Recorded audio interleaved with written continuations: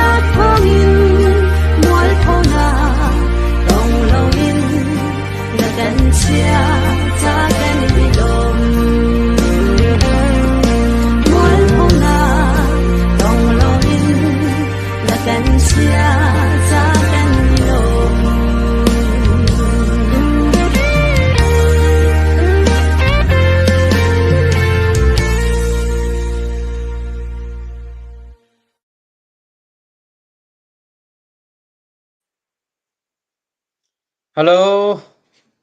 mi phun hoi dot vial ten ha damin nan chiao halai tia ro nak chan na kan nei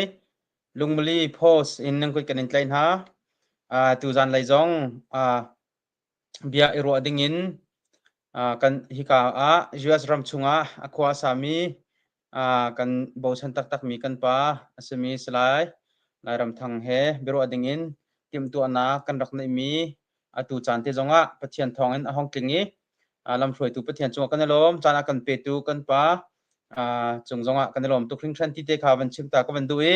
akong lam hi chu tampi kan chim ti lai lo thai chia mi kan lai mi phuni kan bo chan mi kan pa pakhat asi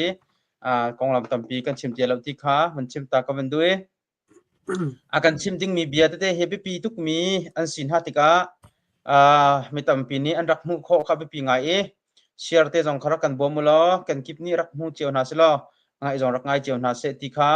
som kan indu kon ha that nam nak tampi lai cha jong a khan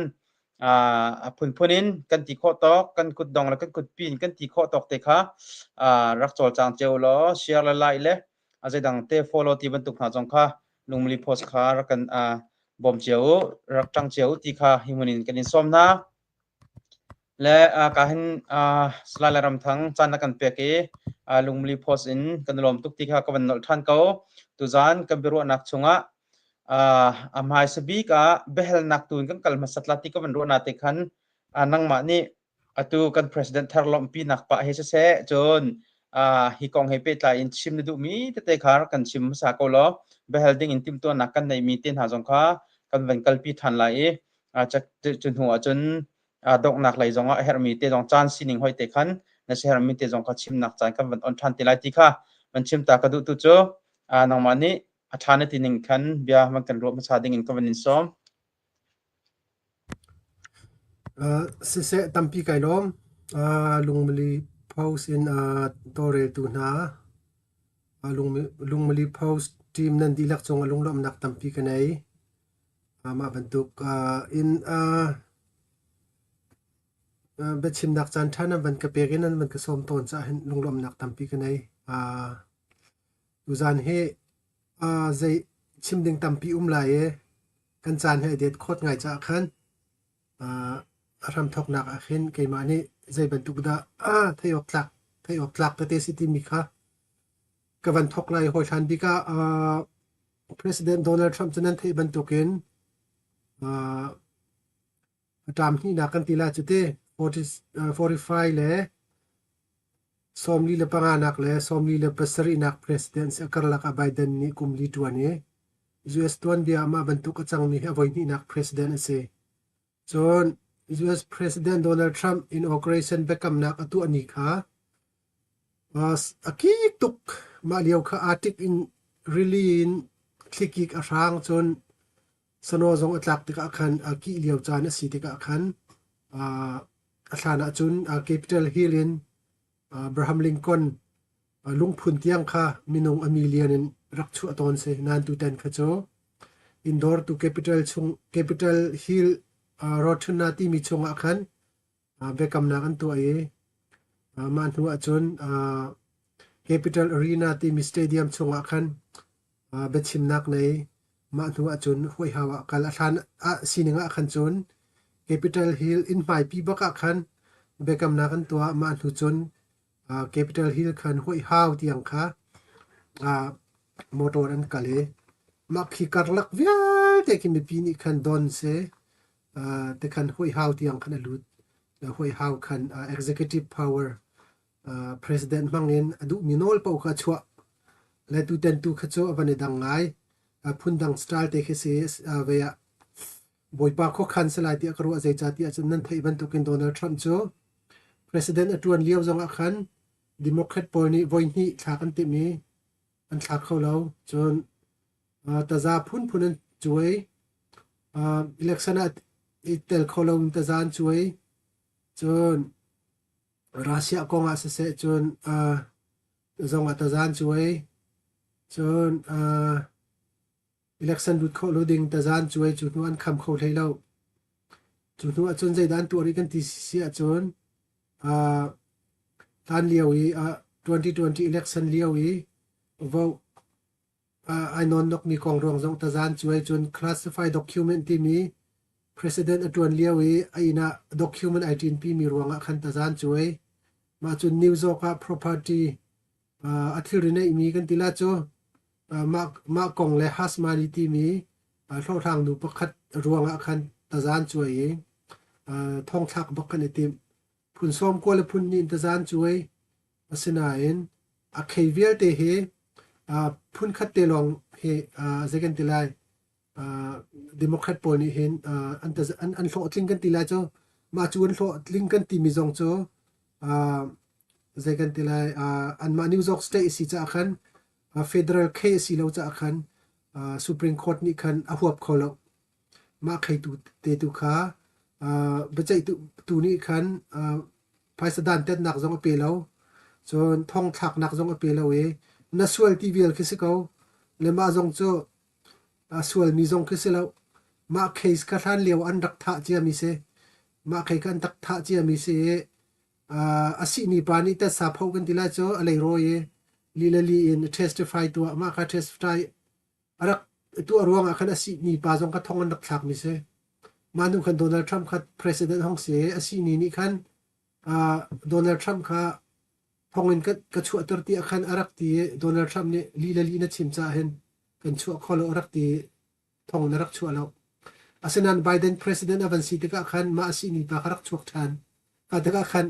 โดนัลด์ทรัมป์ค่ะทรัมป์ทอกเห็นอย่างท่านี้ดิโมแครตโพลให้ในตัวตัวฮัสมานีกันตีมีข้อทางหนึ่งของค่ะจะจานช่วยทานมิเซและมาค่ะเคสปกติการโฟจริงกันตีข้าจงจะโฟจริงสิลูกมาเคสกันท่องทางกันดูอาเซนันอเมริกันเนี่ยปีมิลเลียนสวมสรีเลปลีนี่วันสักที่กันชิมติกะจะกันตีไลง่ายที่จนบัจจัยตัวตักส่วนอเมริกันเนี่ยปีขันดักเซง่ายกันที่จนอส่วนที่มันแค่ตีงำดึงสแล้วนี่จะเสนาอันมาเจ้าตัวจีจงดิโมแครตลิเบอรัลเซก็จะช่วยตัวอันโทนีเจเนอเรลจงค่ะอันมาดิโมแครตแชมเปี้ยนเซก็จะช่วยนักจงค่ะดิโมแครตพาร์ตี้เนี่ยนุกนักอันช่วยนักนิวยอร์กสเตทเซมารวงอาคันอาเดียนคนขันพักนักเซอาเซนานบอยปานิคุขันนักสลายโจตัวชุนจนโดนัลด์ทรัมป์โจ president เซจนเด็กกำนักตัวนี้สโนว์ตักจนอากิตุกเลียวอินโดสเตเดียชงเตนาเลยเดปิทัลชงเตนายอันเชียลมีสงครามบอยปัจเจียนขอขันสลายเดียกรัวเดจาที่จนไว้นี่เทียมท่าเด้งเงิน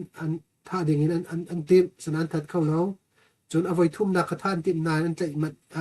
ท่าทีมตุกันใจมันหน้าเอาไว้ทุ่มนักมาคดีคุณพันธ์ติกาเห็นปัจเจียนขอขันสลายที่อาคันเกมากระซุบหนึ่งเซและ president อวันจังมาค่ะอาจารย์นี่US ตรีนจากกันทีละโจทองลาตุนทานอิสิตินดาตรีนอันทันที่มีเด็กค่ะ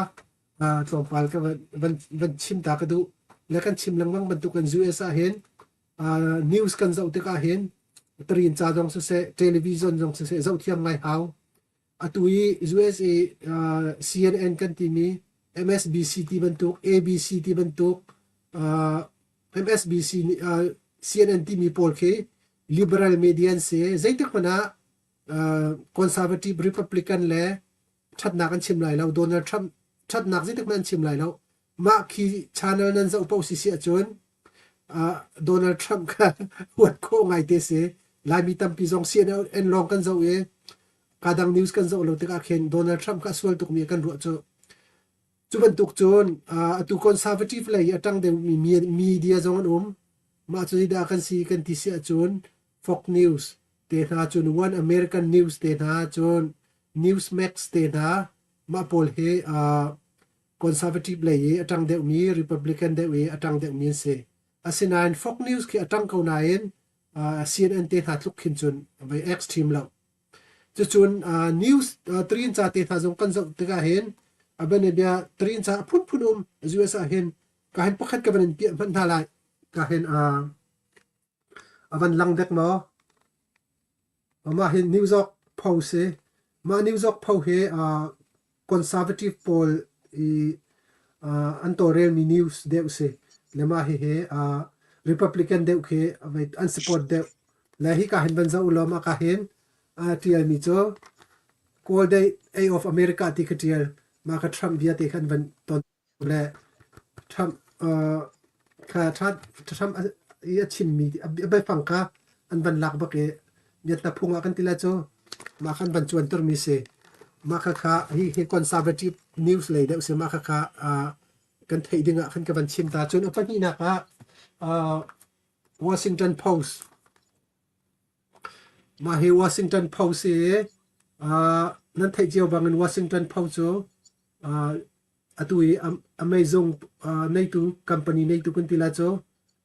vulei chung arum bi pani nak zep bazar zos ene mi se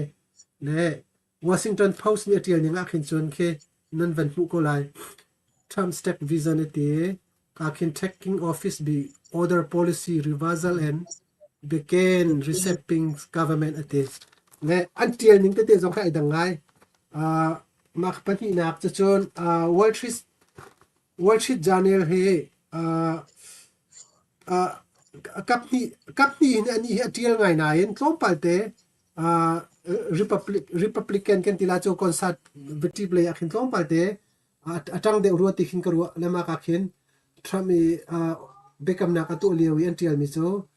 defiant Trump regain power ti khan antial ve ma khi the Wall Street Journal se ma te jong khathei phu ngai se chun ma ka hin pakhat the Washington Times ma ka he Washington Times kan tilang mang mi ka se Washington Times he Republican leide atang mi se ma ka hin Trump vocal then HD ka tial ve so again all odds return to redirect American path forward ti kan tial la tial ning jong ai do ngai cho la ma Trump atan mi letan lo mi conservative atan letan lo mi ti kan le chun ma ka hin New York Times se ma ka Democrat atan tak mi polen se la ka hin tin tial ve nan avan tial da ni kum dang takin avan do de Trump can return to power vowing to stop as US decline ti kha tial Trump ka power na van nga thani American atum chuk phu ma mi kha din ter denga ve ka zegen tilai ai chalan gen ti ha mo lai holin ti kha se le ma kha van thai ding te khan van chim ta ka du le TV kan zo zong a se news kan real zong a se kap khat le lom kan zo ding selo CNN zong zo ding Fox News zong zo ding chun New York Post kan real si chun New York Times zong kha veya real chi wedding se kap khat long kan real sual si chun ma kha lo tao foi te se le tu ten Donald Trump president avan chan chu alin sa ta tak vulei chung hi an hin di ti ok ka se le nan thei ban tu ken US president chu vulei chung US president Democrat le Republican le Democrat chu an policy kha van le vulei bakin ai dang mi se le Republican president chu asia chun Democrat poll an tu asar nak vel ti kar han ro di ko lai chu kho chun Democrat ni khan president nan ban chan ve sia chun Republican an tu ami zaimo zet kha chu 80% kha chu a khup thal khali se le tu ten zonga hin Donald Trump ni khan a khup thal kha batak ten ban le avan le chu ole mi chunga khin executive kha power kha tu chun tiang an som nga chua chang le ma som nga chua mi chunga khan veya ka hin hi ka chungi an ban chial mi ka tila cho nan van phu kho tek ma yang de lo ti acha cha phiang lo na tin aman thak ron cha phiang ka okay ve kan tilai tom pai te kha kan ban sim pho mi kan ban sim la le te pakhat na ka hen executive achu mi he veya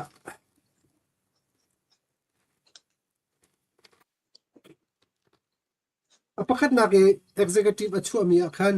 poithan bi ka Biden ni executive order rak chu mi somsari le phun riat kha voi khat tha baka tha chol maka Biden ni kumli chung atuani executive somsari le priat achu mi pol he direct in executive order in avan thodi chon apakhat na ka chon TikTok kan ti mi TikTok he billion pani bulai chung a hen billion pani tluk ni an fan mi city si TikTok cho lenan thei ban tukin TikTok cho US a hen ve minung US mi 150 million le zakhat tluk ni hen TikTok phi an pan le minung tampi ni hen phaisa jong an miak nak chu chon TikTok a hen shopping jong tu kho se ma ka khin na bank ka te na ka thun se chun na telephone number le na address te tha jong katial haw le khate khan shopping ka tu ase และอันในตู้ฮิตไชน่านเซและคาติกะเคนอันนั้นแบงก์การ์ดเต็นหาและนั้นไอดีเต็นหาและนั้นแอดเดรสเต็นหาอันใบติกะเคนตุลุกเจ้าจะสปายนี่เข็นติเข็นเดต้าเคจะกันติไลอเมริกันโพลกับสปายตัวอันนั้นที่เซมาคาติกะขัน US คอนเกรสนี่ขันTikTok เฮเวียตุลุกคอมมิวนิตี้เจ้าจะนี่ US เฮสปายกันตัวจะเห็นกันหิมเล่าเจจาที่อาจารย์ US เจ้าจะเรียนจวนมี Federal เจ้าจะเรียนจวนมีโพลนี่ขัน TikTok มินุงตัมปินอันปันแล้วมาคารวงขัน TikTok เฮกันพี่คาร์ลาติกาคอนเกรสนี่อันดักที่มิเซแล้วมาจะโจอันมา TikTok CEO และอันมา TikTok ช่วยตัว US มีกันตีนเท่าไหร่โจตัว US มี TikTok ช่วยตัวเฮสิงคโปร์ยันเซสิงคโปร์มีสิตุลุกป้าเซมาอันนี้จนช่วยได้Supreme Court ขันจะกันตีไลอันกันกดกันตีไลโจappeal ตัวSupreme Court นี่ขันจะกันตีไล TikTok เฮอเมริกันกันหิมนักakan tursuan ko kauti khan pom cha khan second tilai ma hi cho phi khar ding se kauti khan opinion an ru anak kan chim ma khan chim le ma kha Donald Trump ka president hong chang he Donald Trump president atlan la achan lai akhan TikTok an CEO pat kha request atu atai TikTok he loglo se phi khar lo ding khan atuaและคาตัวขัน president อบันทินขันห้วยหาวอากาเล TikTok ขานิสมกัวชงพี่คารีโลดิงขัน executive order กระชัวและนิสมกัวชงอาเห็นrevise อันตัวอะไรDonald Trump มีอดูนิงเสียจน TikTok เฮUS company นี่50 China นี่50สิเสลออเมริกาจง50 tending ขันดูและสิโคจน Elon Musk นี่เห็นโจเซโลติจงคารุอนาคาและatu he acho tu ding ka open se ni som ko chunga hen US ni an chok men an chok lo si le Donald Trump ni 50 som nga hen adu asenan atu luk chau za ni hen ma chu an lung tling la ma tling lo ti mi khai theri lo tu luk chau za ni alung tin si achon 50 se la ye ma ka American second tilai chau za spy tu kholo ding le chun American ID identity le khi an kan feel kho lo nak ding kha i khen kham nak kha security ka tha ten an tu te lai le a tim te lai ma kha khadon na tham ne du ning se je cha ti achun minung tampi ni phaisa pu nak se chun zu e chau za cha zonga hen amyak khomi se security he spy kan tu kho lo nak ding tu kan kham la ti mi khadon na tham adu ning se le ma kha ni som ko chung rewain tu lai e zu e company zong ne chok kho chu silo sile 50 zong an kal kho men ko ti mi kha TikTok ko khan ban chim ta ka du mi se chu kho chun pathum na ke chun zeida si kan ti si chun January 6 kan ti la chu te 2020 January 6 liawi sorry 2021 January niruk liawi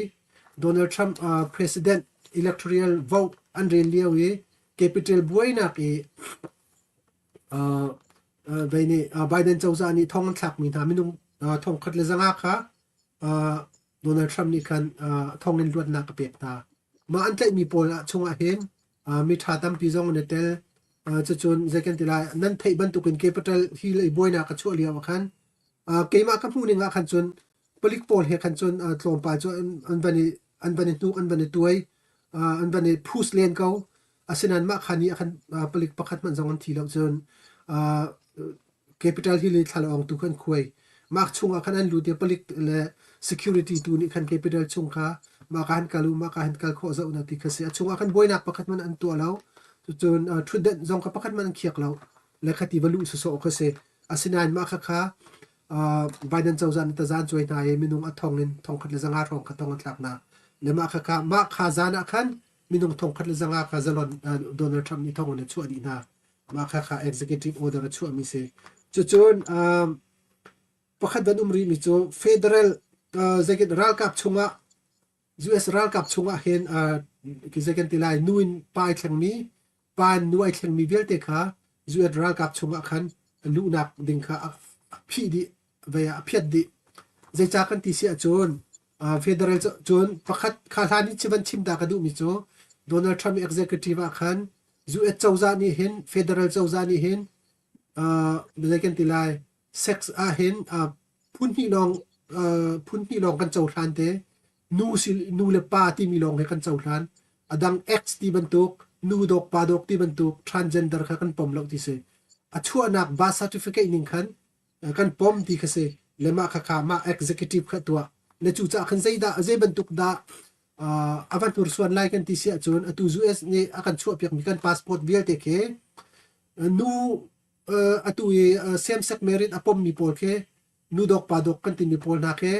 an passport akhin x ani ti di so Biden chau za ni apom piak nai x ani ti atu chu se ti lai lo pa si achun m nu si achun f ka se ko lai ma pat ni ning khan passport jong se lai chun federal chau za zung vial te ya nu zun nak le pa zun nak long lai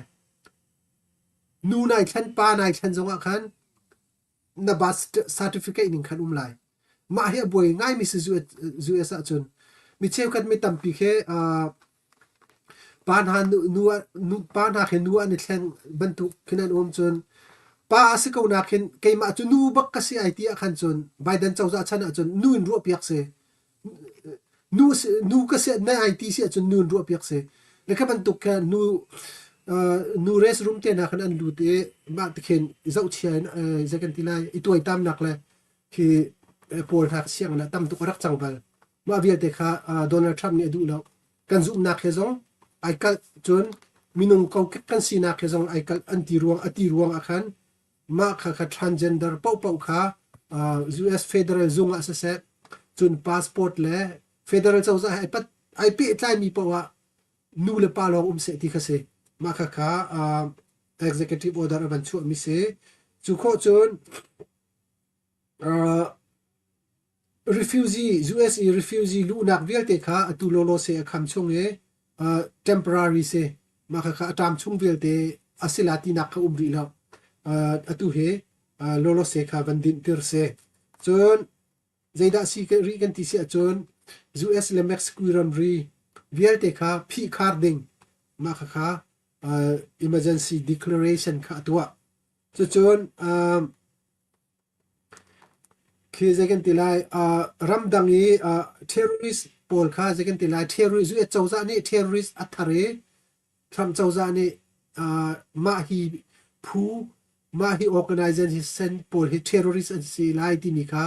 list kha atharin atua ma kha atua Biden ni atua mi kha phiate amani khan atharin list atua lai ti ka se chu kho chun chun Biden chauza ni khin AI ni research atu mi pol khe tampi a kham mi ma kha AI ni research atu mi pol ka kham loading khan Biden chauza ni khan executive order chua chun vacancy mi khe DEI kan ti mi diversity equality and inclusive ti mi program kha Biden chauza ni phiat ma khazei ruang da phiat kan ti si a chun DEI program rong akhen US chauza government chung akhen second tilai a qualify na lawin minak asiruang ama chu silawa pakhat khat pum tlam tling asilaw ruang ama ma kharung akhan a qualify lo zong akhin rian an pek na rian khan se asinain ma bantuk kha Donald Trump Republican ni chon pom lo zai chati a chon abanabi akhin USE aviation kan tila cho atu khi nuni tuan kho lo mi rian ka rak tampi ma khirian pola khen DEI program rong akhen nu tampi jong rak khan se pa panganan khan si achun nu pang nga khan ven hau ti mi program kan rak nei abena bia mirang panga pati nan khan achun minak pani Asian jong pani nan khan hala ti ka an qualify na file an fit lo kha be pi an chia ti lo le ma kha program vial te kha Donald Trump ni tha mi se ma long khaselo ma kha DEI program hen federal chauza ni budget tampi pani LGBTQ ti bantuk tu second tila drak khwin ti bantuk pol kha funding tampin pekta le ramdang jong an thla tha chun zuet ram chung akhen thuaran kalter na ma khan lam ter na di bantuk khen an tu mi pol vial te jong khe ma kha DEI program akhen ai tel mi se ma kha pol budget funding pi vial te jong kha Donald Trump ni khan atha mi khan ai tel chu chun zai da umri kan ti sia chun Cuba ram kha thana Biden chawzani khan zai kan tilai terrorist list khan arak to asinan Donald Trump ni chun Cuba he community drum se Russia he alliance to amin sari chu cha chun terrorist list khan achia than ma zong kha executive order chu mi chun federal chawza tanga atuan mi employee vial te chawza rian tuan vial te kha in rian tuan ti lawin an za pi te khan zung kai di pha se ti se zai cha ti achun thai ban tukin zu chawza ni khen tu Washington DC khe tambi an kai nak se in tam pi an sak chun utility bill vial te zong khan pekri chun ve federal chawza rian tuan mi pol khe cha khen moto tam pi ferry tam pi en tua chun budget chong tam pi en chia chun utility bill vial te zong khe pek peng se chun chawza ni in sak kho lo mi private in building vial te tam pi chawza ni an thla ni rental fee kha thachir ten pek mi ma kha a billion pan ma vial te khai pang ti lo le kha te ka khan chun rian zong kha inian tuan te ka khan mi cheu kha cho fel min nain a fel lo mi khan dak tam tu khoi chawza rian ka tuan ti chun ni tlak Netflix te harak zo mi movie te harak zo mi dak chu mo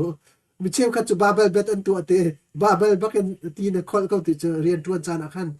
ma kha ban tuk minung khan dakum ve hoi ini fel te rian tuan mi zong chun ko we asenan zuet chun an thei ban tukin rian kan sushi kan tu bana a fel mi a fel lo mi pakhat duang khan a fel mi panga kha zekan tilai phung pakhat an ban kan ser pe ke ma ning khan kal sumo zuet cho e chatia a fel lo mi cha phung pakhat a fel mi cha phung pakhat adang kan tu asia chun da ma kha discrimination an kan tilai discriminate intazan kan chui kho sumo ma kharuang khan khaban tu khan atu hika zuet chawza azong he federal employee vial te kha an rian tuan nak ding khan kal di ding se zaitluk ini fel te na tuan zonga khan zung na kai haw to fel lo mi na si zonga khan chin zung kai haw le Donald Trump ni hen federal chawza chung an atu himinung tampirian na phu changna anti zai cha ti achon an rian tuan ning kha record an zawe atu he minung athong an rian an phu chang than te atu kan tung le zonga khan ral kap nural boy second tilai pakhat an phu ma kha khajerung dan phu kan ti se chun covid liawa khan odara chua madora chua mi cho covid si hi ai chun lo mi pau chun nan rian phu selai ti kharak tu arak tu e ma kha ral kap cheu khat kha an rian rak phu na chun a cheu khat kha an rian temporary rak din kar na la kha lawin ma vial te kha Donald Trump ni an rian kha akhan than na lai chun ma kha arak phuak tu tha second tilai vaccine mandate arak tu na kha order arak chu tu na kha tu an rian phu na Donald Trump ni ma zong kha executive order chu mi aitel chun tu liao hi federal employee kan tila chute chawza rian khan nak vial te kha tu lolo se temporary din ter ding ti kha se le chun a thain khan ding mi tu chu second tilai ral kap le second tilai security le public safety le military ma pathum he ai pe tlai mi chawza rian long ka rian kan khan na ti se le ma ka hen Donald Trump ni hen by second tilai Department of second tilai US Government Efficiency Department ti mi kha tua le ma kha Elon Musk ni khan atlai lai tuan de khan Elon Musk le Vivek ni khan atlai lan ti asena khan Vivek kha idin than zai cha kan ti si achun Vivek saram Vivek vice second tilai US President ai chu mi Vivek kha hu haiwa second tilai governor chu aitim marunga khan tuan kha du nain governor chu dinga khan aitim than cha khan Elon Musk long ni khan atlai la le Elon Musk ni hen zuet budget he atu zuet ni chawza ni budget an pan mi he 6.75 rong se le angai tak che budget an tu mi he 4.75 trillion rong se zuet chawza ni an pan tak mi he 6.75 rong se le 2 trillion ke hlein man ma ka 2 trillion hlei mi ke Elon Musk ni chun ma kha veya ka sep khola ti kha item le tu he US department tampi a hen ki zegen telai ma kha budget ka cha antim le ma budget an cha ding mi han zaida aitel kan TCC a chun ki zegen telai ki Department of Education jong ki tampin phiat lai chun Department of State ma po jong ni khin a her lawn mi khan phaisa tam tu kan man mi le ma te khan 2 trillion trong ke sep antim le ma kha atu Elon Musk ni khan I think big mi se zuen chawza ni hen a billion kan sep la ti khan ante le ma ka hen tu chuna khan news arami pakhat le ma cheida sin ti si chun Health and Human Service a hen 3 billion kan sep khola ti se chun National Science and Foundation a hen 2 billion sep an tim chun State of Department a hen 73 million ma he sep an tim chun EPA ti me hen 68 million ma ka he sep an tim ni se ma long te mo ma te khan sep an tim chun research tu anak te pol aben bia tuluk chawza ni khen sorry NIH ni khen zong pakhat khe zegen telai research tu anak an pan ma research an tu abzeda city asun zong khe thuak nei lo rian tuan khomoti ban tu ke research an tu chu silo sile zong ke phen ka ter lekhe ban tu kin research an tu na ma ban tu ka khen a million an ban so ma vial te ke Donald Trump ni khan chun an du ti lo zuet cha ze ban san tlai na kum lo te ma ban tu ke ma pol vial te ke NIH zong ke phiat an tim di ma zong ke executive order a chu mi khan aitel chon Donald Trump ni executive avan chu than mi chu freedom of speech ka se freedom of speech le cha kan ti sia chon Donald Trump kan thei ban tu ken Donald Trump president kha atun liu zong a khan zedan tu akan ti sia chon Facebook zong an dak phi Twitter zong an dak phi te khan an dak phi te ka khan zegen dilai ane tu akan chon ve Elon Musk ni khan azau lang mang te ka ama hi chu dik lo US ni constitution ni kan nei mi freedom of speech free hima he zegen tila liberal pol ni hin veya Biden chawza ni hin FBI pangin mo sansia tu ati mi ka pu te khan veya Twitter zong kha Elon Musk ni achok mi se yete khan avan chok chu tu khan bai Donald Trump zong kha avan lu than la tu chu Donald Trump ka president ong soi chang la kha te ka khan ma ban tu phi vial te ka umlo ding khan Donald Trump ni khan executive order chu chang chon apati na zeda siri kan ti sia chon censorship ti mi mo ka chu IP tai mi se ko chon pakhat zuat chawza ni hin department chiao ni hin atu liao US living kan nun ning kan boy pi mi te kan nun nak azaida kan harsat nak ti mi vel te kha zuat chawza ni khan chawza sena khan report atu ala ti se ma kha khazau khan zaitin da zuat mi pi he zaitin da un living standard athat kho nak ding an nun ding he nuam de ten an nun kho nak ding kha kan tu alai ti mi ka rest tu kan tu alai ti kha Donald Trump executive chu mi khan ai tel chun hi ka hen abe pi ngai mi pakha jida sigen ti sia chun zuat nan thai ban tu ken Biden chawza ni khan US ni hin zuat ma hen chawza pakhat ni hin opposition chawza do tu party kha agency na mangin mo FBI se chun Department of Justice se chun Attorney General se apang lai lo ti kha US phung ram pian asinan Biden chawza ni ma khan Department of Justice zong man FBI zong pan ni Donald Trump kha ta za zong an chuai Donald Trump support ta tam pi zong kha thongan an tlai na thongan thak na ma kha vial te kha ti kha se ti se le ma kha weaponization of government against the political advisory of the previous administration ti kha se le kha vial te kha chawza pakhat ni ama a party thon nak ama seloma ma kha khan zegan te chawza khampang in ana power pang riang mangin ta za chuai nak ti ban tuk thong thak nak kha atu alai lo ti mi kha ma vial te kha ban sri selo executive order chu mi chu ma kha pina khan nan ma nan du hal nan du mi kha ban ka lo ma khan bia kan ban pe chang la kai lo se se kan lom tuk thing shan executive order chu mi te kha via kan question te ding kan behal nak te ding zonga khan awan tel mi se atu zonga tampi na van kan lang tar piak chang cha khan kan lom tuk ti kha van nol than ka van du ta le hi avan chu mi min athut mi te kong hal chap tu ko van du mi pakhat chu hi ban tuk hi atu na avan chu mi min athut cha mi somnga rang hi zai kan ting ha an mani president an van si bak hin hi ban tukin order an chu min an thut mi hi khat lain ha ni zemoti in kan tila chu chai ta lam hai ta lo in kan tila chu te ke an soi sel te lai mo hi an cha hanga pakhat khat na lam na on than na ha sual teng ha moti mi te kha man kan let ta lo na fa nak ten Tatuk na behal nak tatuk chun pakhat chim ka van thil mi bad right citizenship ti mi kha ma zong kha executive order in chu at kau si si le president ni hun chu nak no le kau ma kha kha chu president anoi nei nak chung te khan chu mi sa kau asinan pakhat bel te mi se chu nak nol anei asina bel te in zu chunan thai ban tukin state ni ma adu lo mi organization ni ma khan thram khata zan choi be kola atu jong state pakul ro ta zan choi chang selo ma bad right kha bad right citizenship phi mi khamo le US constitution a hen 14 amendment a hen US ya chok mi pau cho American citizen and society mi kha an rak nei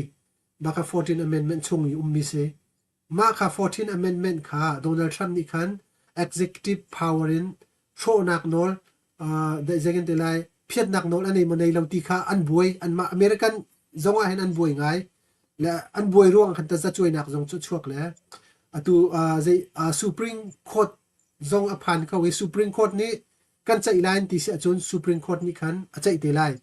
asina supreme court ni khan ma hi chu legislative power asin TCC a chun congress a hong phan lai congress a khan an chai te lai le ma hi a har ngai ding mi se are congress and rem si chun thu tat majority ti tungpung tapung cheu thu mi cheu ni du nak khan ma hi rem kho se khapina khan state chawza zong ni khen minung tam de ni khan an du nak haw hoi ri congress long slo state zong ni khan nei nak abum ri hoi ma he pe tai khan le chu cha chun ma kong hi chu har ngai ding mi si cha khen executive order cho cho khaw asinan ma hi kong he ke ma ka pu ninga chun supreme court silo sile congress ni hin rewind to atilai ma tu akhin zaida achang ti mi khi afyang de atilai le adang executive achu mi chunga hin chun atu adang he chu khatingai khan boy dinga khin kapu mi tuk lo lete le atu ma ka bad right kong tu hi chu batak ten ta za choina ka chuak tila ti mi ka ke ma ka zum ning se le adang tu hi ka adang tu hin chun avoid ding to khum lo asinain president atu veizong kha van chim ka van phil Gulf of Mexico ti mi kate Mexico pin le koi kan ti mi zong kha Gulf of America ti khana thlen le ma te tha khachon hei boy lem lo te atu map khiza ulo ko kal lin zop lo chu apple map zong khiza ulo than liao Mexico Gulf ai te mi kha Gulf of America ti khana an thlen di chang le te khan van kal le US president hi power rak nei tak tak adu mi pau kha tu kho asana belten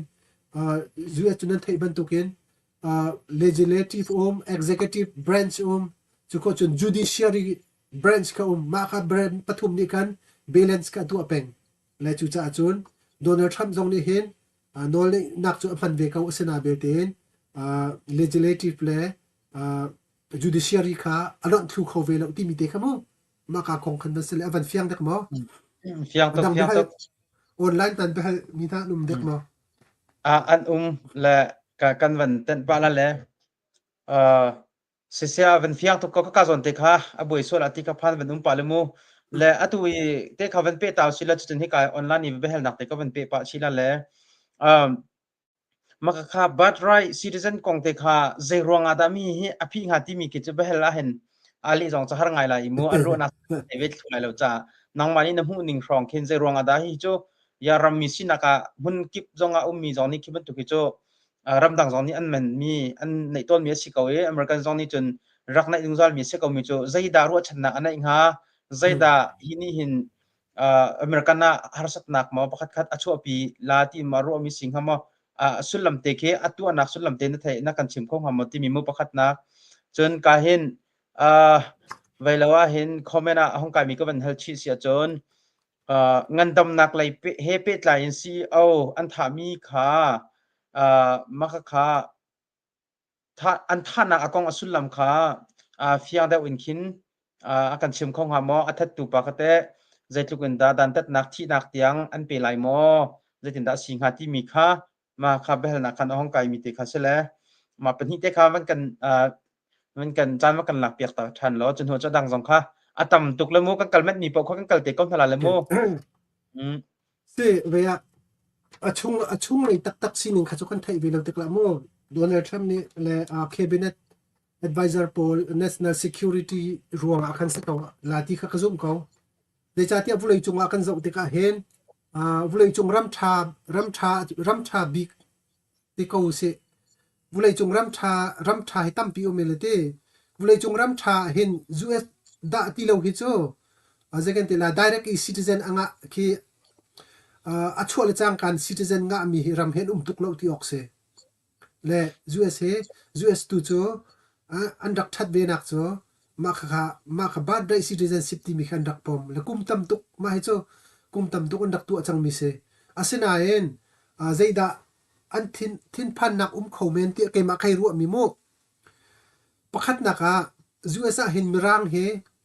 69% an se tu he 69% an se le an tum thu ama abad rai kha tum thu ama mirang pol he le mizai population da akar kan tisia chon Spanish an kar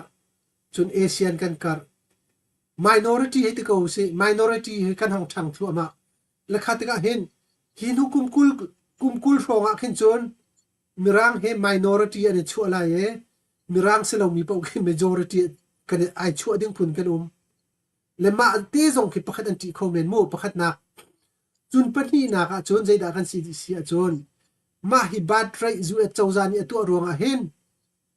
vegan tilai illegal tamtuk vegan tilai zu esa hen illegal tamtuk lu an du nak zong he zaiti po khen lu an zuam le fa an nei chang khan chon deport tu khon stilo an nu laka an vegan til an fa la kan zo khen hau chu mo a fa kha vegan tilai adal asil han chung po kha chu vai outing tu silo mo achom tu silo so pakhat khat ka nei peng haw ma kharong khan minung ama atilong khan zekan tilai minor an si te khan chi ok thalo khan che te ka khan anu zo khan haw anu zong kha healthcare pe khaw afa zong healthcare pe khaw medicaid pe khaw anu medicare pe khaw rian atuan kholo sen food stamp pe khaw so angan dam nak cha health insurance pe khaw seloma siang kai banzala siang kai nak pe khaw tuition fee pe khaw zekan tilai low income si achun mo tikhan bom nak khap sele khatika khin American chawzani khin khiban tu ruanga khin ti illegal arak lut mi pol minor pol dakan ti na cho daka pol akhin daka pol cha khin zu chawzani hin billion azaleng mang do pan chukum khata hen ma ki ve te ke zu chawza pi ni khin akan that them nakin kan hiau heu mi khatam de ti hian ro kho ben ke ma ka zum ninga chun ma khi bad rai te ke ma khi chau vo te khim pangin zekan tilai a thain te ko se atu Latin America pol khe tam tu kan dak lut ma khi pol kham nak zong ke se kho men chun tuan te ka chim mi marang pol bad rai an ni cho fa chu pakhat longan nei cho fa pa te hi zong an nei ndu lo cho Spanish te tha cho fa pali pa nga zong nei thlo ma ko chu man ni cho fa pali pa nga nei an nu pi le cho rian an 20 lo chu mo chun check zong kha check ape mi tha kan check pe mi cho ape mi tha kan ape lo mi alet en tam cho kha te ka check an pek lo te ka chun a chawza cha khen se pa that nam na lo le tu Donald Trump ya policy cho American Fast ti ka ko American Fast policy ruang zong khan atu badrai citizenship kha avaya andu lo nak se comment ti khan karwa le apun pun khin ruwa ding apun pun khin ruwa ding le zekan tilai abana bia US akhin zekan tilai Russia spy zong anum khau chon China spy zong anum khau US a huami spy zong anum khau asinan ma khan ha kha US ni spy si lo thailo US spy thau than ji si lo thailo asinan ma kha rak lut kawe fa nei changa chun lo mo afa kha US citizen se chang so apa kha nak nol ane hau chang cho azo khen tu dinga selo mo anu le pa kha citizen si chun ka vaya anu le pa u le naw zong ka mun sam ten au kho na la chumo la khaban tuk thilum te ka khen ke avai item ton mi ka tam tuk thima khan cho tam ta tak se le US security ruang a hen national security te ko se US rampi him bomb nak ruang le first American first team ruang a ma hi bad right citizenship he tu Donald Trump chawza ni hin andu lo nak se comment ti mi kha kema avaya kapur da kho mi tiang long khen ka ban chim ta mi se tampi kai lom chon apan hi nak na ban ka hal mi te kha veisite that sorry gida sikha healthcare United Healthcare yes don United Healthcare CEO pan tha mi kong kha follow up kha to palong ka tu ai election nu kan follow up ka tu ati lawe ka zum ne nga chon ma kha a case ka di thuri rola tin ka ro ai di thlu ma di thlu chang na le New York kan California kan an thial le thilo than thong chu an pek la ti ka zum le atu Donald Trump ni hen ki second tila death penalty ka pom chang marong akhan ki asayin illegally US arak lut mi pol ni US citizen an tha na se chun death penalty kha ka pom bakti asenain democrat tu ni hen chun zeitluk mi pukwa pathan tha jong han death penalty khan pom lo senan second tila Republican tu ni khan chun death penalty he an pom abena bia minung pali panga na that chang mi ti ban tok chun khak chia jai thelo mi that mi ti ban tok mo ma pol kha cho an sol man chun inding an sol man dan kan tet na lo si chun sual nak tha pe tu kan salai midang zong ni kan sual khan ngam na ti ka sakau cho le ma kha an policy ai dan nak sele anen du ka follow up ka ban tu lo we aruang big tu vai sala da ka ti ma kha mental la issue zong khomen chun ama kha je kan tilai operation ra ke tu ami se operation ra ke tu ami se ma kha je kan tilai nunga karak nei nunga ka nei anunga khe khan ni ti kholo un tila cho hi ka anak hi ka akeng chung ya khan akeng chung la phong zona akhen je kan tilai knife ti ma je dak si ka ban phil ma kha thari lai mi ka operation an rak tu ko cho le ma kha operation an tu ami kha je kan til adam kho lo pi na khan in phaisa jong kha tampi adi ruwa le kha ta khan nunga ka nei nunga khan iti kho lo te ka khan alung ro ke ma kha ki je Japan ram khan ka pem la ti na khan ati he Japan te na khan fa kal le thani thlatum te na avat law le kha tu khan arak tung thani ka khan mai thal kha ai chok ma te khan atha mi khase le ma he je kan tilai thuak le dam lo nak jong itel se lo chimok thalaw asina belten ama he ngai kan ti si achun api le pu ni hen je kan tilai a grandfather ni hen a million ba kan do phaisa che pek chu benga lama kha atu hi sung di cho la kai chim du mi cho ama jong he millionaires ding khisikau ma kha apu phaisa jong chu phang man lo tu chau jan yan ting chu mo la kai chim du mi cho kazum ninga khin mental issue mental lay dam lo na khizai mazat ane trim na ti mi ka kazum mi se e cha kan ti si achun zaitluk vadam lo zonga khan khati tai tiang khaso siding khaselo ti ka kazum ning se le atha ning zong kha achun lai ba ki khati tha ti ka khan te je amak tuk atha ning zong khatim chiam mam ten se le hi konga hin chun jegan te lai an be chai na khe adi ri rualo tin ka ro California New York khan chun an chai chang nai California case ka tang ri le California khan ta jan choi ri le zaitian doctor ti mi ka ban thei ti lo so sa kan lom to le behel na kam van pe ri ko lai chen ma yi lai he ngan dam nak lai hi pe tlai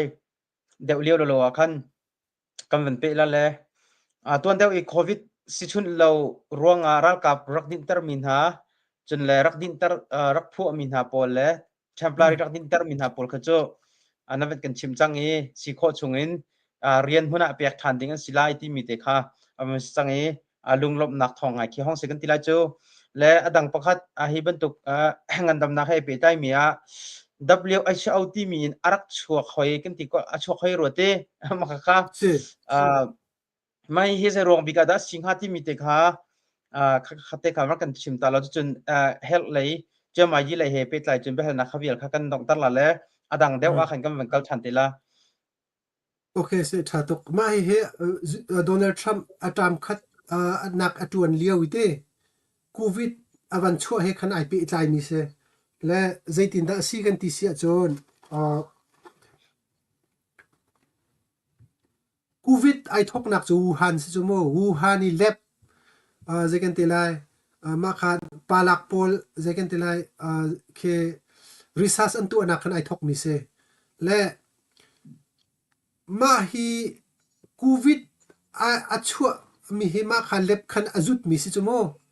azut le ma kha khatuluk ni khan zekan te lai ma hi zot nak cho ma hi zot nak hi minung le minung i chon kho mi si lo ti khan ani phe kau cho an phe kau cho le ani phe le ma khat Taiwan pol ni chun ma hi zot nak hi minung chunga akai kho mi minung le minung chon kho se kau mi asi ti akhan WHO kha report an rak pek Taiwan ni chun an ma tuluk rami covid liao i ma kha covid ruanga khan zegan tilai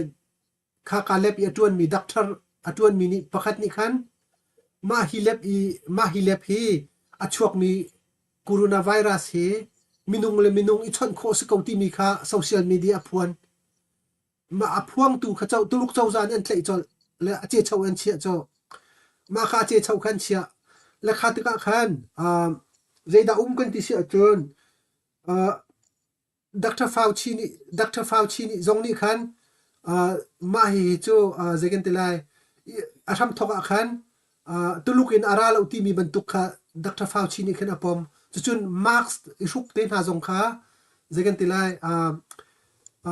marks se isuk lo zong anga kauti mi ko than a chim chu le ani nu khan mark isuk khau ti ka chim than ani nu khan marks ka pakhat long zong slo pani isuk khau ti ka chim hau chu le tuan dewa khan peruk dan haw lo ti ka chim cho ane du khan peruk dan haw ko ti than cho le kha te khan luk do na kha sau tu rak tu kha te luk dong te na sam tu ti ka khan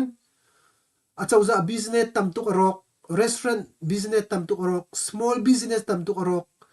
van long company po zong boeing company tiang pan khan arok ding senayan zu chawza ne bail out atu ae Donald Trump ni khan a billion an bom nak athak rong khan atu khe an van chol than kho chu mo le bai khi kharong khan khi second tilai Fauci ruang khan luk dong khatam tu karak le kai chim du mi cho ma kharong khan Donald Trump kha athin rok hong tuk abene bia Florida le Texas te na khe restriction chom nain luk dong khan tu atuk la le Florida na khe luk dong bak la cho zai business po an ran kau asinan athi mi kha an tlom deu chu New York na khiluk dong atam tuk na athi mi kha asang bik se chu Florida Dallas ke Texas ke luk dong an tu alo na en tlom ten tu na en athi min tlom tuk chu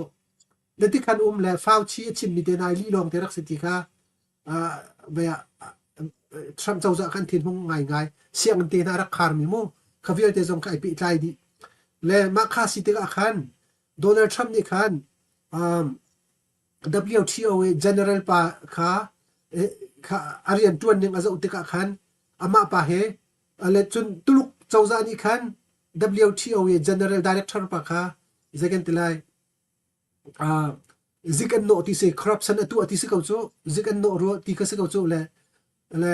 tuluk chawza he aswal nak pakhat pat lo tuluk chawza ni virus e phiat mi se lo ti ka se kau chu le ama he chu ve achang sual mi siti khan cover up tu na la khatik akhan Donald Trump ni khan tuluk chawza hrim ni khan asham thok ten minung chon kho mi city mi kha chim du lo achim du lo WTO zong ni khan ma kha cover pi ko cho asini nga chun WTO ni khan hoi than Taiwan ni khan inform tu chang cho Taiwan ni inform tu le chang ka khan WHO ni khan investigate tu ai tuluk rami achok mi virus ye ti nung tuk ti vulai chung pumpi khan emergency khan declare atu ading se ma kha atu ading chan atu ati lo la khate khan tam tuk apian man ma ro khan Donald Trump ni khan ma WHO ye alu kha phok u ti na le na chuak ati la chuak du lo chun organization kan phok u ti kha soi na phok du thai lo tuluk ni khan dir campaign WHO khan rak chuak ama ve atam khat nak liu khan chuak le Biden kaung chuak thane WTO khan avan WHO khan kapal lang mang himo sorry se WHO achun avan lutan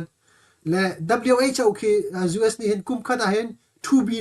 billion lang mga pek 2 billion cho tam tuk cho tam tak cho le zuat chawza ni ma zat phaisa kan mani 9 WTO hi tuluk ni atai mi tuluk ni anon nok mi sti kha azum ko chu Donald Trump ni le kharong khan executive order ka ze te chu in WHO ya chu mi khase za tu Paris climate chong khan chok khamu ma kha kavan tel sul kavan phil sur ro kate ma ki Paris climate ni chu mi jong khe atam khat nak tuan leo jong khan chok kau ze chati a chon ma ki hox ate zerwang second ti si a chon climate ki bantuk Paris climate accord a khen vulai chung ni khen phaisa ke tho ding ti ke le US ni hen zai tuk man in climate cha hen izuam ko se lote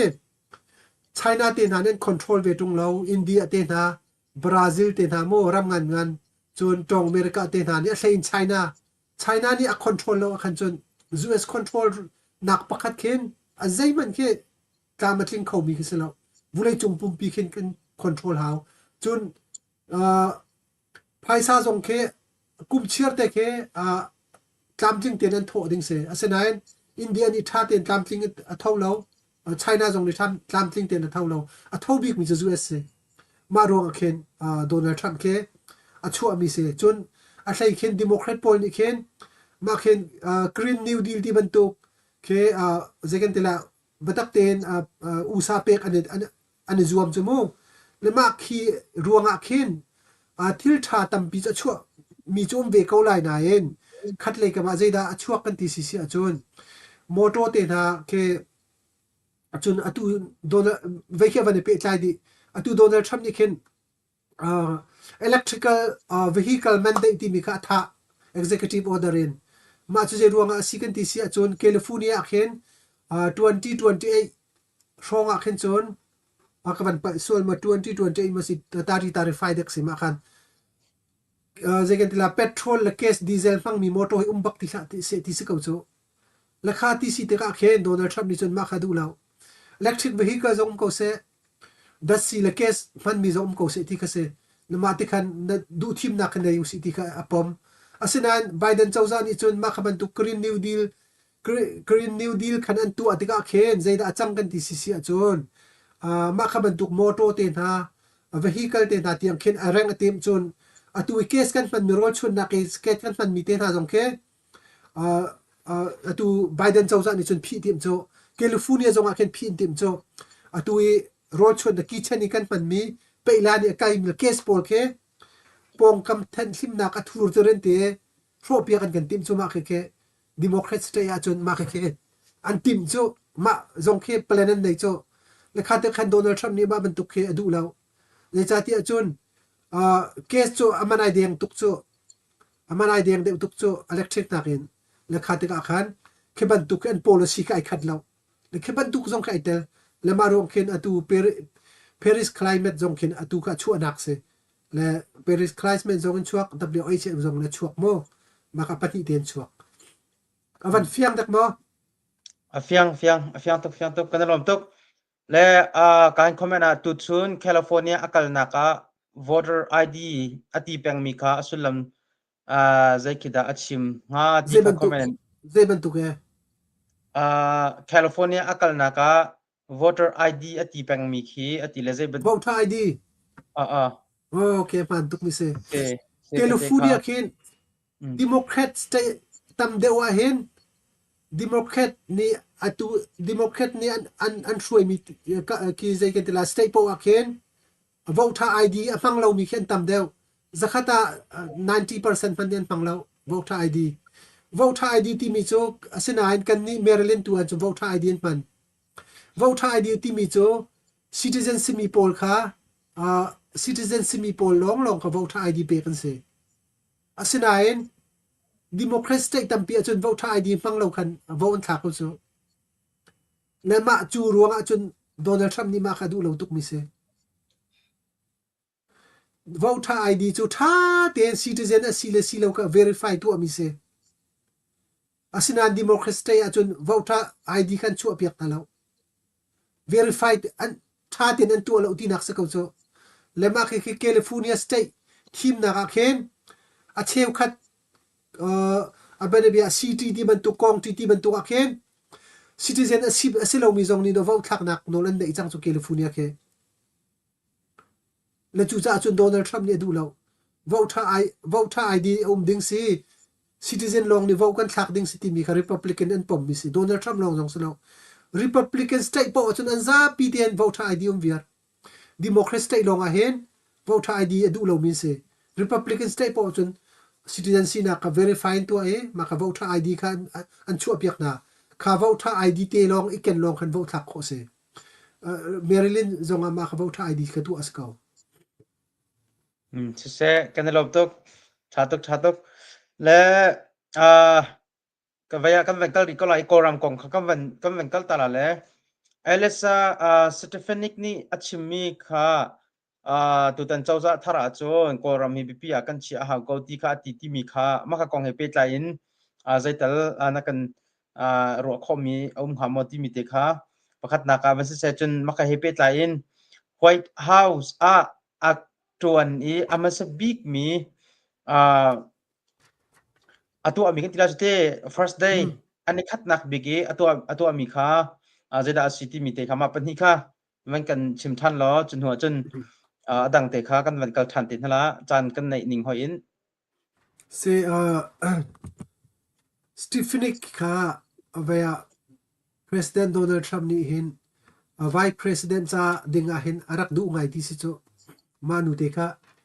a fit ta tak mi se e New York e Congress e andak team mi si chu Republican bakin mo New York na e Republican e House Representative chu kho chu main lo ali main bak lo mi si chu mo Democrat te bak si chu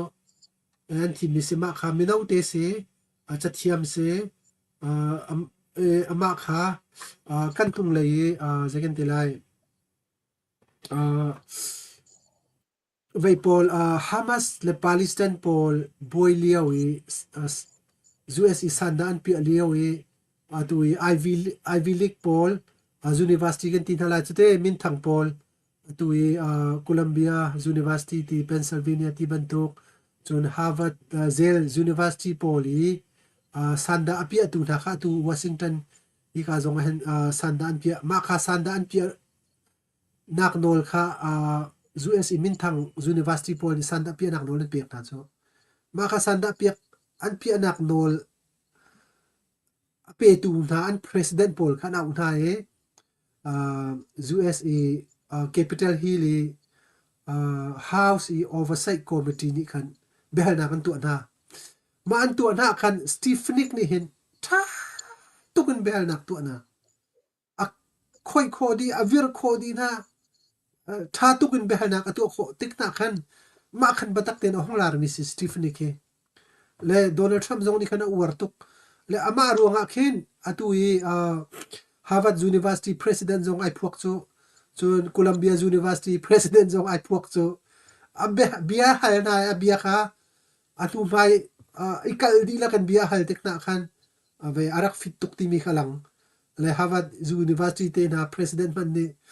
abian le kholo mi kha chu arak mak tuk le mi fit tak tak sa thluk jong tha mi no te se kum som li rong sang te long sri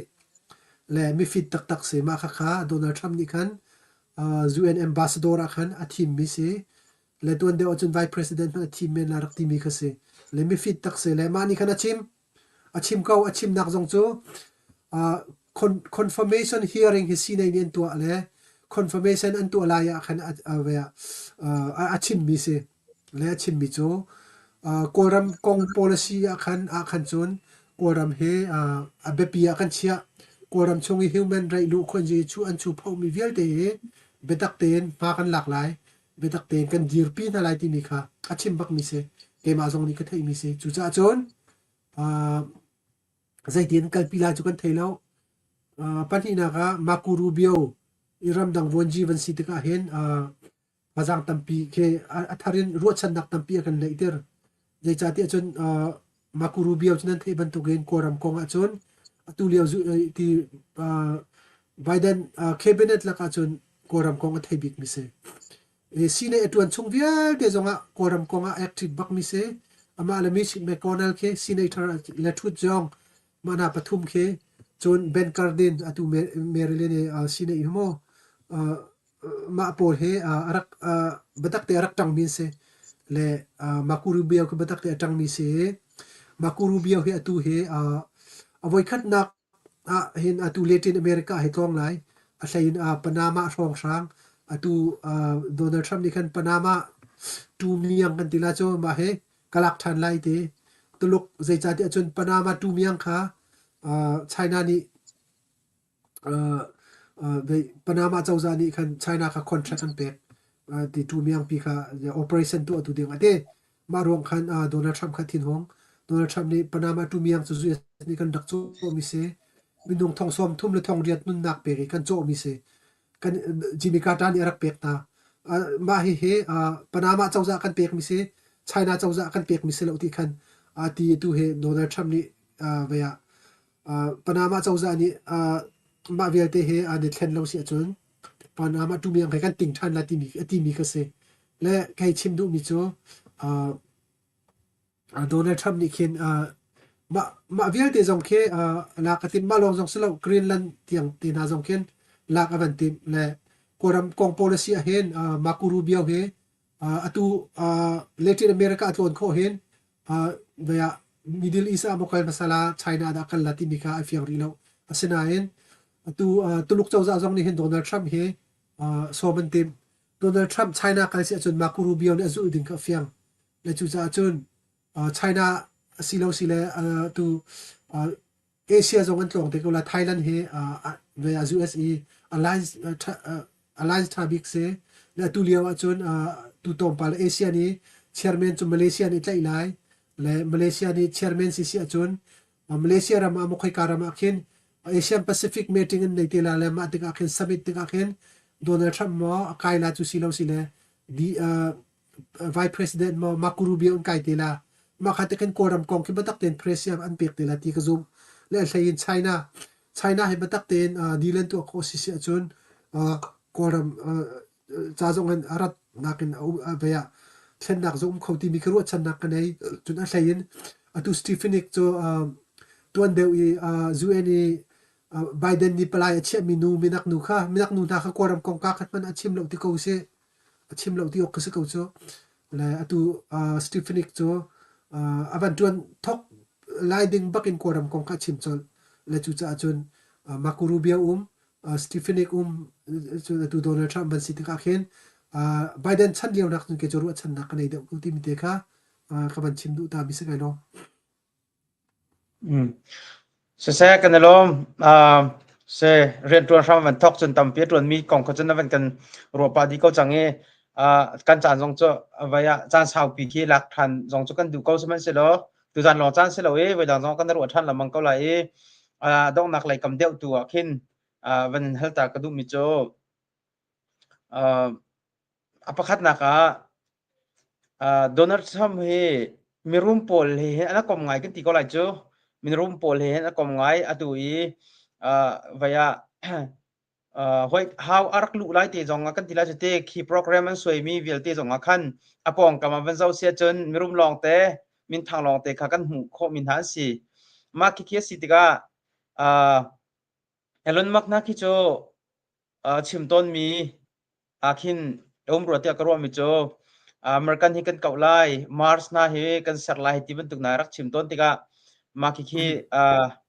ruang ha khin anh ấy cũng không mình sang hà một tin ha kia chan chan chun ruộng kia ngai to ni mo zai ruang biga hin da mirum na pole hin kan pu tham hi anh cũng na kia singa ti mi te kha pakhat nak ven se chun avan pen hi na ka chun ama donald trump ya fa pa kha zurup ram lai avatha mi kong khan zai da tim tu na an nei mi ha mo ti mi te kha se lo chun pathum na ka Saudi Arabia Mexico khazai khasi aram min ka ban phil le maka aram ni khan hi US ram mi millions of krong investment to ading mi kong khate zai afyang mo zai krong da siteng ha ti ban tuk mo cho chon kan comment avan ramik tu ka ban lak lai hal ding cho tam pi ko nain chan ya kan zat de lo cha khan kan ti ko lai chan sa kam ban kal pa chang cha khan hi ka sirjan angai chang minula pa au nak kong hite aphit ma ti kha an van hal mi se chon welcome crop ti mi hite aphi thai hama chon apha chemin ha cha hinte ti ok lai mo ti mi te kha behel nak panga ban tu gan hong changi ma kha atoi kho chungin si kho chungin va ya nang mani chan zo pa khan man kan chimding ka ban som chan se ve ya se ka van fit kho lo mi zong ka tam pila le te ka thei ve lo mi se ro azia tu ka van kan thiam ke lo se ka van phil sual mi se chun van ka than de ko lo te van pi than de lo na be hal na ka van sa pa e Donald Trump avoid khat nak president atun liawa khan atui big tech ite ko si le te kokal se chon atu Twitter ashwai tu Twitter zong vasi ko se chon atui TikTok te na zong si zonga chon atui AI te na zong si zonga chon achu Jeff Bezos te Amazon te na si zonga zai Donald Trump thun dak chit cho atam khat liaw na ka khan ma kha zai ruang si kan ti si chon atam khat na atun thla na khan Obama ni khen atu big tech pol le atu mainstream media pol ke thlakhat voi khat mo chu silo sile zarkhat achan chan chun zarkhat dan jong khen hoi hawa khen rolai khe som lang mang thati se le tikhin zan de 18 na ka tu piak na chun akom na kan tila cho Obama ni khen tha tu kun rakom tikna khen big tech atam de upau ni hin Republican han rak du law asina en atui Elon Musk avan lu tika he ko se Elon Musk ne Donald Trump le conservative poll patak te Facebook te han phi mi te na Twitter te poll han phi mi na van zo tika khen ai tin chun se ko American a he social drama kan changlai ze khi ze kan tilai censure atu amirama kan changlai se khola ma hi chu ti ru ru nga khen Twitter kha van chok ma khi van chok ni khin tam tuk impact khe nei ru ka te le chulong zong khiselo atu leo American sining an zau businessman an sin ha chumo businessman an sitega US ram chawza sipoji na tla inflation a sang mo azai man kai ning chang tilau chun atu e mall kai market te na rock stock market te na crash chumo atlak tika khen an ma jong ke ve atom le tam chun tur suan kong tha cho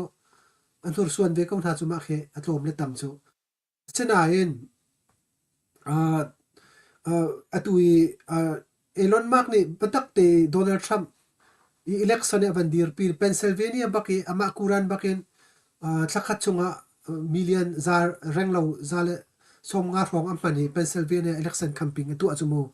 le Pennsylvania chan tei bak chumo Pennsylvania chu abe PB si chumo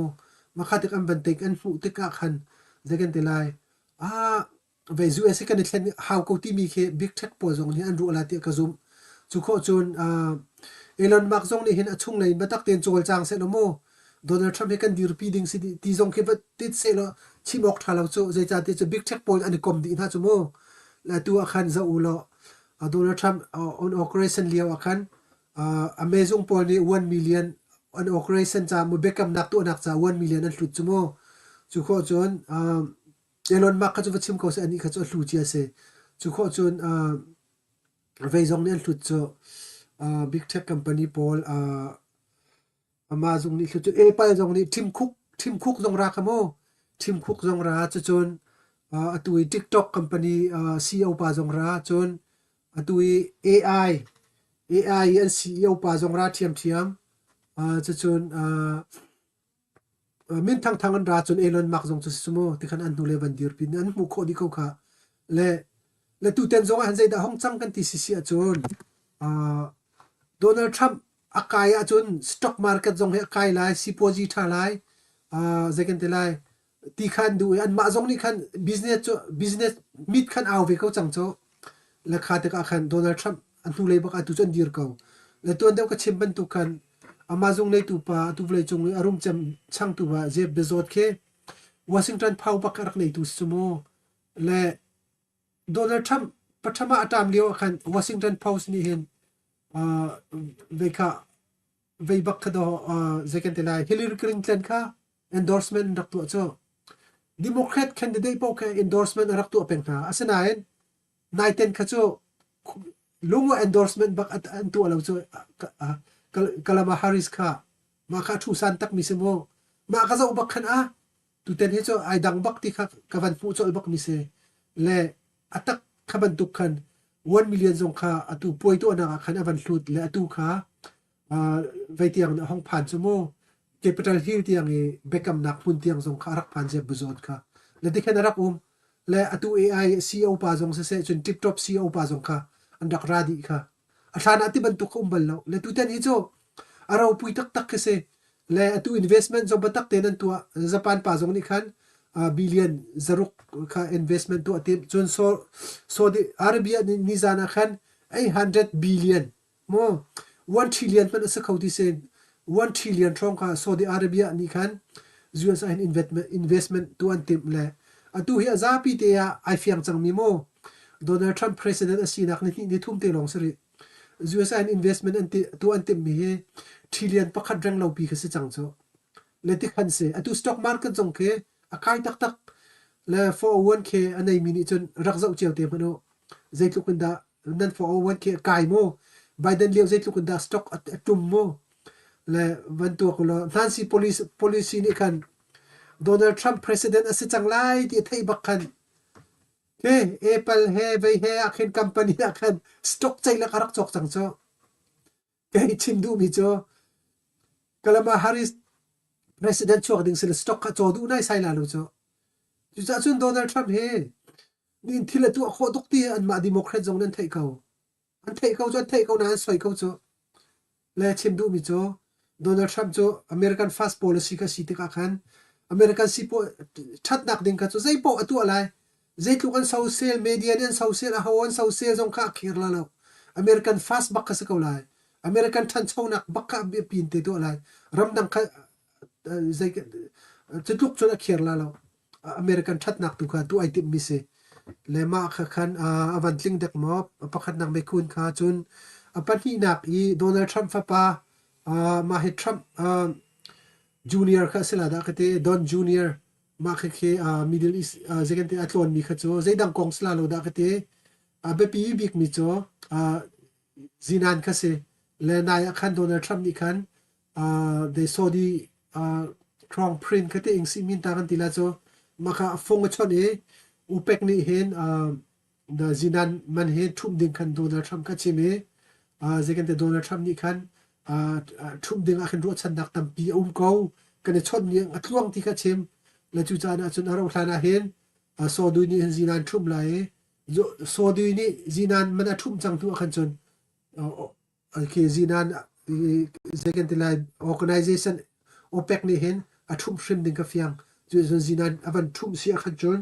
zu cha zong a khen zai mazat ki impact ke tam pi van lai le vulai chung zong a khen zegan de thil man jong khitam pi ke influence ke zegan te lai avan tur suan kho that nak le khin mo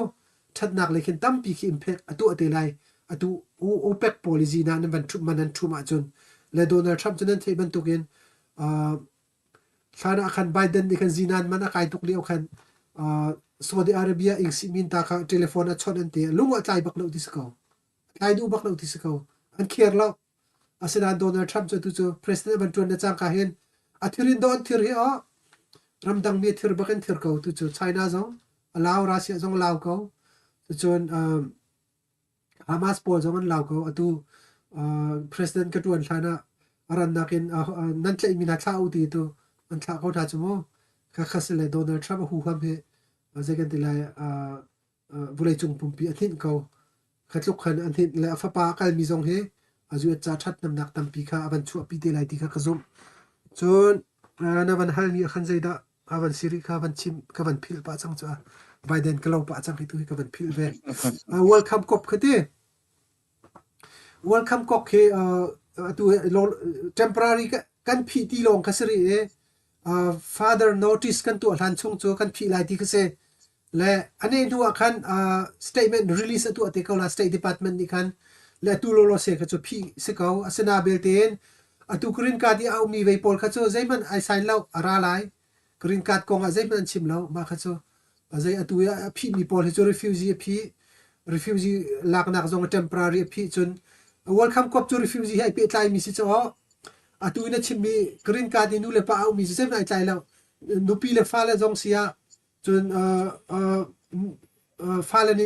nu le pa green card au mi chun nupi le ni vale ni nupi au mi ti ban tuk khacho zaiman affect umla lo tu tiang ma ka kong kan chim lo chu cha cho nen tin ha zonga official ten than lo mix rak zoom na asena en welcome cop le refugee tu khacho temporary an phi ni se ke ane tu statement atharin release an tu atilai State Department ni ma du khan nak halmi kha ka ban ngan mi ti mo atlam atling kau kan tiko la chite atlam tling kau le nang mani dok nak zon te a kan hi khate chim ta na du mi sia chun khatu khaban pe la chu chun kan dok nak kan kalpa ko la se tampi kai lom adong na ke ban chim ta ka du mi chu tu lew kan boy pi ngai mi refugee kong khase pakhat na ka refugee ti mi he American election le American chawza pi ni hin refugee ti mi hi chu khi je kita issue pakhat ti long kase American chawza pi cha chun refugee khi chu issue khi chu ame tuk mi kase le Biden chawza se American chawza ni hin lai mi kan silo zong khian he kan theng men lai lo le tu refugee kan au mi khe UNHCR ni tikhen hai register hai tu e tikhen US sponsor tu khomi kan hai tin hala chu organization le chat mo bangya ni khen kan mani kan zau khan kho kan zau khen hala tikhen an hai tu e second tilai khoitan ti ko se khoitan hai kan pek mi an pek mi na chung refugee khen US kan hong lu mi se ko US chawza ni khen direct an tikhen kan lak mi zong ke se lo chu le ma hi chu US chawza ni cha khin chun a me ngai mi se le policy immigration policy hi chu election zonga se American president cha zong se US chawza zong cha zong a khin thil pe te khi se le an cha hin kan ma lai mi cha chun a be pi tu ko na in an ma US le US chawza mi di zo ve a khin chun arak pe tuk mi se cho lai mi chu kan boy pi tu ko we afan ko e boy piloading selo ketinak selo ke second tilai refugee andrat kholo ruanga khen kan ma jong kan lung tha shim lo asina in refugee pak American president kan thim te ka khen refugee pakhat chalong an dak thim ok thalo cho refugee ti mi chu policy pakhat long se chupan chu second tilai ramdang policy he vai pe tlai mi se chu ramdang policy mana khen angan tuk chu ma chung mana khen refugee chu ka pe tuk mi khise le American president ti mi chu kumli dan a voi khat team se le Donald Trump mi kumli chung lo atun lai hi nu tuan adu zonga khen atun khau lai lo poisi pung US pung ram pi an rem da ti lo achun atun khau ti la lo kumli chung te long tuan lai le alan chunga Biden ni kumli chung kha rak tuan ve ka we asi kho to kan ai zuan ve ka le Biden ni khan Democrat du ning khan ara kan throi ve ko asinan atu chu American BP million somsri le pali ni mo chuman chu landslide bakin taina ka fu chu American pi ni vo an la an pek chu mo popular vo zong ne tai swing state pasari velte hui Kavana team nak zonga tai ri Senate team nak zonga tai House team nak zonga tai chu cha chun American BP in thlen nak an du chu lai mi minung ting khatling lo min zai tluk man in thlen kan du refugee ko kan ti si tikin chim ko si lo million pakhat kan si man akin kan thleng kho men lai lo la ka chim du mi cho a thlain a citizen simi mo citizen nan siliau kan siliau zai bia da kan kam kan be kam mi te jong kharuat pari use la ka chim du mi cho refugee rat kho lo ruang kan lung tha chiu lo asenain American drum pi ruai nak dinga hen refugee issue ti mi cho pakhat long se tam tukum issue tam tukum national security economic chon border security zong umre chon crime te na zong umre abortion kong te na zong umre sloma ki atam tuk chon ki atu e kan lai mi ni kan boim in chok na kong te na inflation kong te na atam tuk cho sloma social security kong te na social security benefit kong te na government atu e a chauza aran nak kong vial te na mo department tam tukum ma via tikya economic kong akaw tuk cho international issue siri cho le chu cha chun American president kan thim tik zong khen issue pakhat te zong long khen thimok thalo le chu cha chun kumli chung te long tuan ko lai kumli nuwa khen nan du lo sia chun Biden bantuk Democrat party nan du sia chun ma kha vo ko thiam sa ko democracy cho mitam deu du nak kha second te lai lung thin pi kha democrat phung se chu cha chun democracy kan du kan di ko tong e kan du lo mi pa a chua e kan buai len ka phung slem lo se Biden president a siliao zonga kan chau than chiao ko cho kan ba buai lem lo cho asinan atam tin lo nak cho kan soi ve ko cho du Donald Trump a chuak ve atam tin lo nak ka soi ve ko phung se ko democracy a chun soi sel ka pom chau than ko hau cho democracy kan du kan di tong e social na kan pom lo se chun ma kha chu democracy kan chau hlang lo ti nak sko democracy kan chau lan lo se chun ko rami kan rak kan mi dit ana sin sanit te kha chi te khan ban kan ti nak sko cho se Donald Trump jong soi ding sko president se kan soi ding sko Biden jong kan soi ko lai asina beltin Biden kan soi ruang khan kan huat ti nak se lo a policy kha kan soi mi se Donald Trump jong kha soi ding se ko asinan a policy tu kha soi personal vai soi lien kha a human cha man that nam nak lo kan ma jong personal soi thau se policy tu ka khan i soi sel ding city mi te kha ban chim ta ka du mi se a human atling mi kan lo Donald Trump jong meeting se lo Biden jong meeting se lo nang ma du ning la ke ma du ning long hen US president he kan sitter ding se lo cho kan ni du nak kha adu lo min dak tam pi ve cho atu kan du mi refugee tam bi lak jong he American bi tam de un du ti lo cho ma jong ma na adu lo mi zon jong kharu ave ha cho kan ma du nak zon long kha kan ru ading se lo mi tam de du nak zon jong kharu pa ave ha cho le tu zan kan chim mi chunga hen kan chim kho mi ke second like chunga hen kan pa mi zong comment kan chim sual zong mi om kho sual ite second like kan tur suan mi na om sual si achun ru azia kan thiamo politica achun achana achun social phung sikau asena belten pumpak social nak tu hi cho thalo ti mi te kha adong na ka van chim ta ka du mi si se lo a kan zau tu anan di lak chonga lunglom nak tam pi kan nei ti mi te kha dong na ka van chim ta ka du mi se tam pi kai lom se kan lom tuk slai laram thang tu jana naji panhi rang lo kan tilai cho chana kan pek naji pakhat la cheu chung rong te chan kan la te kan tina in technical issue ronga tuan da kan thok khau lo naji cheu kan luan hnuwa alai in nai cheu kan luan hu zonga nai cheu bak na men kan man pi than cha kan lom tuk ti te khawan lang tar ka do e malai zonga atua kan du mi kan hal thu mo te cha hal thu ne mam hla tam tuk umre มาเลยจงเปจุลินจันนักกันเปียกท่านนักเลยจงค่ะหิมุนิงจาวฟ้ากันอินนอลฟวนี้ดังตัมปี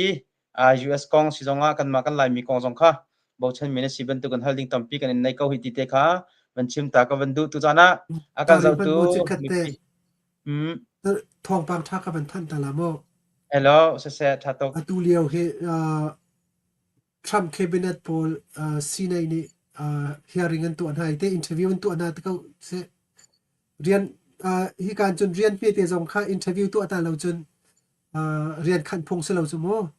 le Donald Trump ni nominate atu ami kha rian khan tu sinai tha minung zakhat ni khan interview an tu an kan tilai cho fing ril en ril ko na cho an tu le background jong kan check nai te khan khet lai nai tlan val liao zai da tua anungak liao zai da tua corruption na tua ba